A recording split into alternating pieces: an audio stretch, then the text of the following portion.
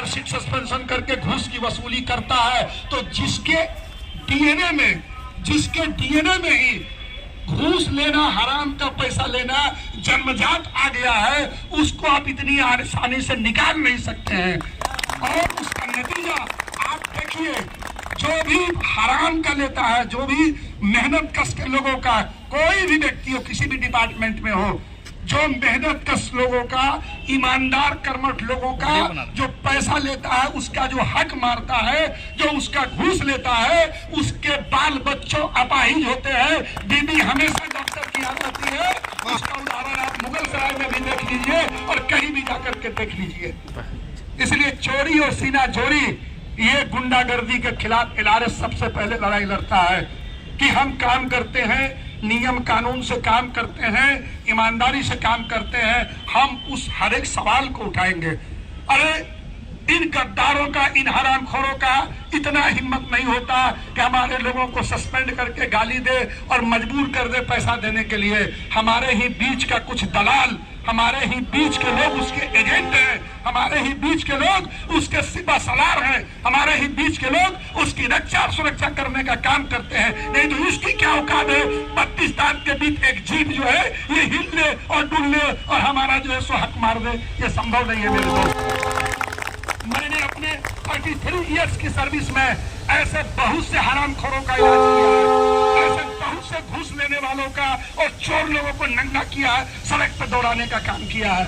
27 तारीख को आपकी यूनिटी काबिले तारीफ रही। पूरे भारतीय रेलवे पर सभी डिवीजन के लोगों ने देखा कि 300-350 लोग वहां पर गए थे।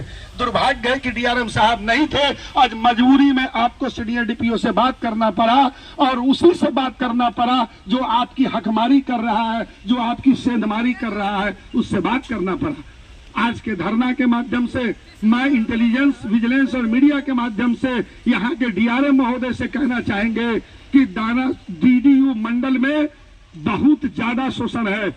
कल मुझे जो जानकारी मिली, यहाँ तो जो जानकारी मिली, मैंने जीएम के मेमोरेंडम में 2 तारीख को हम जीएम साहब से मिलने गए थे।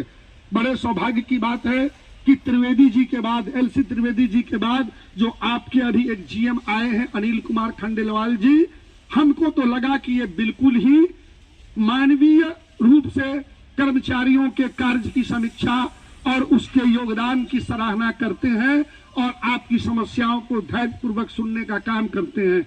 आप ये नहीं देखे होंगे कि कोई जीएम कर्मचारी के साथ जमीन पर बैठ करके दुबी पर खाना खा रहा है। 1 तारीख को उन्होंने सभी कर्मचारियों को जीएम ऑफिस से उतारा और जमीन पर बैठ करके प्लेट में खाना खाया, सारे एचओडी को बैठाया। हमने नहीं देखा कि कोई जीएम रनिंग रूम में जाकर के लोको पायलट के साथ उसी थाली में खाना निकलवाया और अपने हाथ से बरौनी रनिंग रूम में थाली उठा करके जाकर के वहां जहां किचन है, जहां डस्टबिन, वहां जाकर के रखा। ये अनिल कुमार खंडेलवाल जी को मैंने देखा। मैंने उनके बारे में लिखा कि श्रीमान, ऐसा लगता है कि ईसीआर में पुनः त्रिवेदी जी वापस आ गए हैं और भारतीय रेलवे में आरसी लोहानी सीआरबी वापस आ गए हैं। मैंने उनको व्हाट्सएप पर टैग करके लिखा और इनके पहले दिन से, जिस दिन ये सिंगरौली गए थे धनबाद डिवीजन में, और अभी सब लोग 9 बजे से इंस्पेक्शन था, 6 बजे सुबह में सैलून से उतरे, ट्रैक सूट पहने। हम तो समझे ये सेक्रेटरी को लिए थे, लेकिन जब हम 2 तारीख को इनसे पूछे, चर्चा किए, तो बोले अरे यार सेक्रेटरी नहीं था, मेरा चपरासी था। उसको लेकर के ये चल दिए यार्ड में। यार्ड में एक संटिंग इंजन खड़ी थी, ये संटिंग इंजन पर गए, चढ़ गए। बेचारा सेंटर ठंड में कांप रहा था, बैठा था।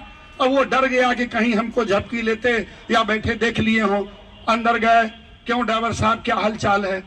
ये बैठ गए बगल में, नाम हम पूछे, क्या प्रॉब्लम है आपको, क्या समस्याएं हैं आपकी? अब वो बेचारा डर से परेशान है कि कौन आदमी है ट्रैक सूट में है।